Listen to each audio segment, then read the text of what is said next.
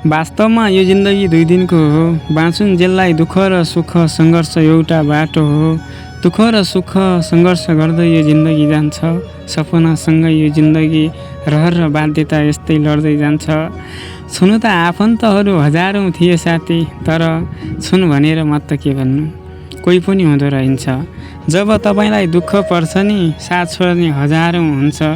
जब तपाईँलाई खुसी छ सबै आफन्त हुन्छ।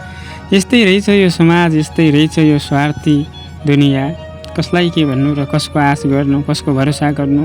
जसलाई भरोसा गर्यो उसैले भरोसा तोडिदिन्छ।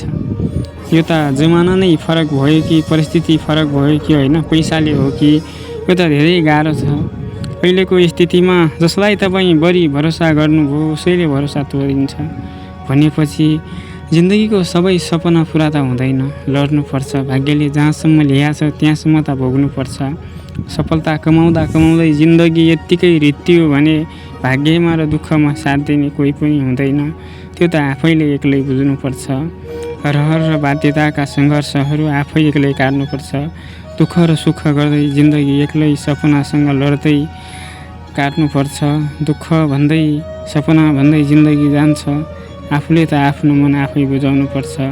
यस्तै रहेछ जिन्दगी भन्दै सोध्दै जान्छ। कहिलेसम्म होला अहिले नभएको जिन्दगी भन्दै यो जिन्दगी लड्दै र सङ्घर्षसितै जान्छ। आखिरी सपना हजारौँ भए पनि यो जिन्दगी दुःख गर्दै लड्दै जान्छ। यस्तै छ, चाहेका नसोचेका पुरा हुन्छ, न त दुःख र सपना पुरा हुन्छ। जिन्दगी यस्तै हो साथी, कहिलो कहिलो भन्दै यो जिन्दगी अस्ताएर जान्छ।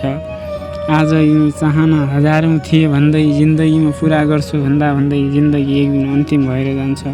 आखिरी बाँचुन्जेललाई त हो नि सबैले चिन्ने भनेको होइन, तर मान्छेको व्यवहार र मान्छेको बानी हेर्दाखेरि जिन्दगीमा सबै एउटै प्रकारको हुँदैन।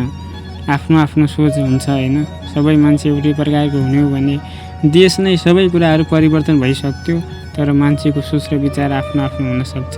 जिन्दगीमा जति छ दुःखसँग लड्नुपर्छ।